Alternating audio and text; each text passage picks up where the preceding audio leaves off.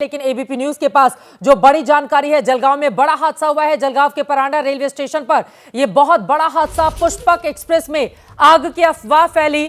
डरे हुए पैसेंजर्स ने पुष्पक एक्सप्रेस से बाहर छलांग लगाई है। 8 लोगों की जान जाने की खबर है, लेकिन अभी तक रेलवे की ओर से इस बाबत पुष्टि नहीं की गई है। जो जानकारी हमें मिली है उसके आधार पर एबीपी न्यूज आप लोगों तक ये खबर पहुंचा रहा है। रेलवे की ओर से कंफर्मेशन का इंतजार किया जा रहा है। कर्नाटक एक्सप्रेस की चपेट में कई यात्री आ गए। अब सवाल बड़ा यह है, जिस तरह की तस्वीरें सामने आ रही हैं, यकीनन वो बहुत ज्यादा विचलित करने वाली हैं और बहुत परेशान भी करने वाली हैं। इतना बड़ा हादसा हुआ कैसे, कौन है इसके लिए जिम्मेदार, वहां पर क्या आग की अफवाह फैली या फिर ट्रेन कहीं पर रोकी गई और उसके बाद कुछ लोग क्रॉस करके दूसरी तरफ जाने लगे। अगर एक तरफ से ट्रेन आ रही थी तो फिर उसको पहले ही क्यों नहीं रोका गया। क्या यह बहुत बड़ी लापरवाही रेलवे की है? कई ऐसे सवाल हैं जिनका जवाब मिलना अभी बाकी है। लेकिन वहां पर देखिए हालात किस तरह से बने हुए हैं और जिनके घर के लोगों की जान गई होगी, उनके ऊपर क्या इस वक्त गुजर रही होगी, इसको शब्दों में बयां कर पाना काफी ज्यादा मुश्किल है। लखनऊ मुंबई की तरफ जाने वाली ये पुष्पक एक्सप्रेस जहां पर हादसे का शिकार हो गई। इस ट्रेन के भीतर सवार कई यात्री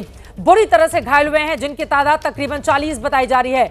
2 अलग अलग कैमरे से ली गई तस्वीरें हम आपको दिखा रहे हैं। हालांकि लगातार स्थानीय स्तर से हमारे पास कई ऐसी तस्वीरें पहुंच रही हैं एबीपी न्यूज के संवाददाताओं के जरिए, जो विचलित करने वाली हैं, जो बहुत ज्यादा परेशान करने वाली हैं। और जिस तरह की तस्वीरें सामने आई हैं वो तस्वीरें हम आप तक पहुंचा भी नहीं सकते हैं। अभी और इंतजार किया जा रहा है इस बाबत रेलवे की ओर से और क्या जानकारी दी जाती है। हमारे संवाददाता जैसे ही हमारे साथ जुड़ेंगे उनके पास आपको लेकर चलूंगी। रविकांत हमारे साथ अगर मौजूद हो उनके बारे में बताइए। लेकिन दूसरे ट्रैक से आ रही ट्रेन ने लोगों को कुचल दिया है। रविकांत हमारे साथ लगातार जुड़े हुए। रविकांत, और क्या जानकारी मिल रही है एक बार फिर से हमारे दर्शकों को बताइए, क्योंकि जितनी मुंह उतनी बातें निकलकर सामने आ रही हैं।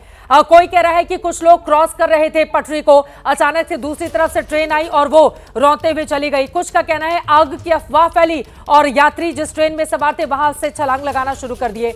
अभी तक की क्या जानकारी निकल कर आई है रविकांत? देखिए, इसमें ज्यादा जो तमाम वर्जन है उसमें ये कुछ समझ में आ रहा है कि कुछ यात्री जो हैं वो जरूर पुष्पक विमान के जो पुष्पक के जो यात्री थे वो नीचे उतरे हुए थे और जो कर्नाटक एक्सप्रेस है उसके आने से उसकी चपेट में यात्री आए हैं। और जो कूदने वाली बात है कि यात्री कूदे हैं, ये स्पष्ट नहीं हो पा रहा है कि आग की घटना हुई थी या नहीं हुई थी या सिर्फ अफवाह के कारण यात्री कूदे हैं।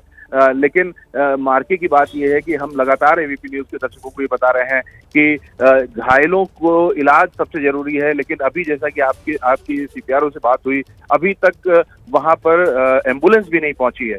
यानी रेलवे स्टेशन पे एम्बुलेंस का इंतजाम नहीं रहता है। दावा तो करती है रेलवे कि वो तुरंत मौके पर इलाज देगी या इस तरीके का इंतजाम करेगी, लेकिन अभी तक घायलों को इलाज नहीं मिल पाया है।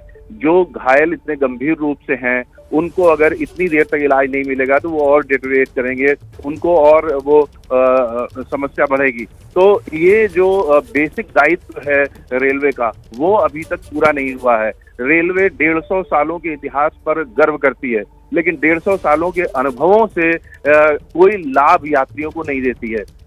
आज ये पहली बार नहीं हो रहा है जब रेल एक्सीडेंट या इस तरीके की कोई घटना हुई हो, लेकिन ये घटनाएं न हो इसके लिए कोई ट्रेनिंग इस तरीके की आज तक नहीं हो पाई। इस तरीके के अनुभवों को एक साथ जोड़ करके रेलवे को अपने जो पूरा स्ट्रक्चर है उसको वो अपडेट नहीं कर पाई है कि इस तरीके की घटनाएं दोबारा ना हो। ये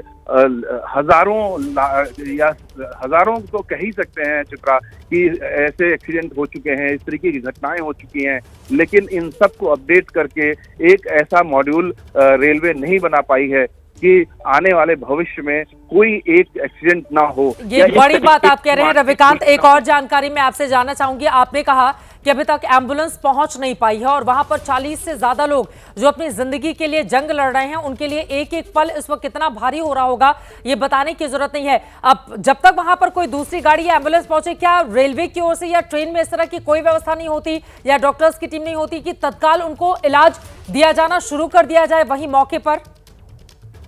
देखिए, अमूमन ये व्यवस्था होती नहीं है ट्रेनों में कि कोई डॉक्टर अलग से नियुक्त हो, लेकिन जो स्टेशन होते हैं वहां पर जरूर डॉक्टर की व्यवस्था होती है। लेकिन इस मामले में अभी तक न तो कोई डॉक्टर पहुंचा है और न ही कोई प्राथमिक उपचार शुरू हुआ है।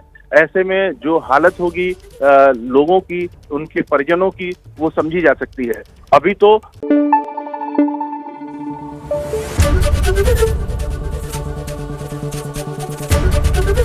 एबीपी न्यूज आपको रखे आगे।